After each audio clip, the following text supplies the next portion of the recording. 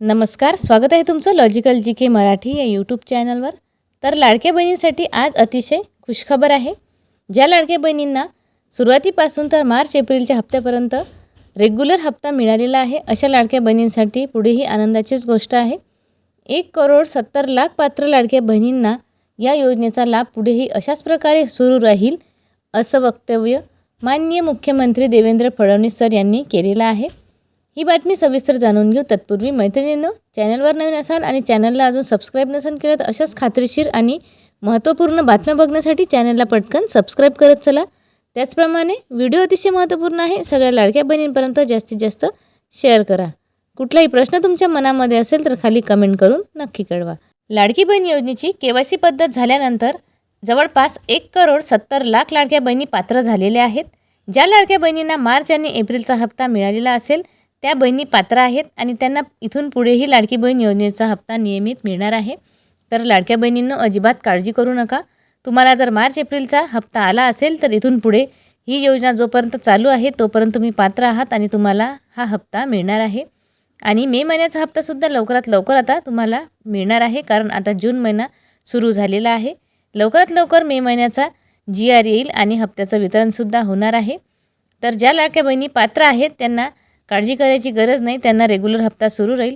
आणि आता हप्त्यामध्ये गॅपसुद्धा नाही, कारण सलग आपल्याला 2 हप्त्याचे पैसे मिळालेले आहेत. फक्त आपला मे महिन्याचा जो काही लाभ आहे तो बाकी आहे.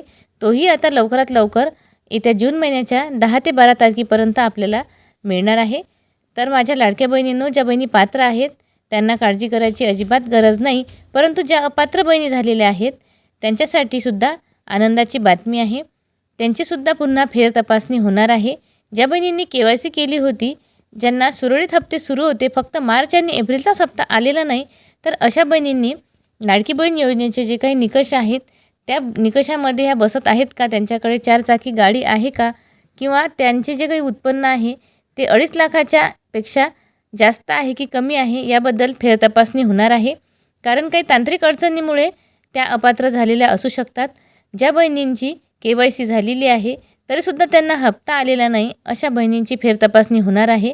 आणि फेर तपासणीमध्ये त्या पात्र झाल्या तर पुढे त्यांना इथून लाभ सुरू राहणार आहे आणि सुरळीतरित्या त्यांनासुद्धा लाभ मिळणार आहे. तर काही माझ्या अशा बहिणी आहेत त्या पात्र आहेत, त्यांच्या घरी 4 चाकी गाडी नाही, त्यांचं उत्पन्न 2.5 लाखाच्या आतमध्ये आहे आणि त्यांच्या घरी कुणी नोकरीवरसुद्धा नाही.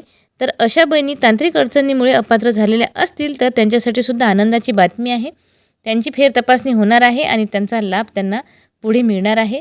तर याबाबतीत शासनाने सकारात्मक भूमिका घेतलेली आहे आणि ज्या बहिणी अपात्र आहेत त्यांना मार्च एप्रिलचा लाभ मिळालेला नाही, त्यांची फेर तपासणी करून त्यांना पुन्हा एक संधी दिलेली आहे. तर शासनाचे सुद्धा आपण या व्हिडिओच्या माध्यमातून धन्यवाद करणार आहोत. तर मैत्रिणींनो, आशा करते आजची ही बातमी तुम्हाला समजली असेल. व्हिडिओला जास्तीत जास्त शेअर करा.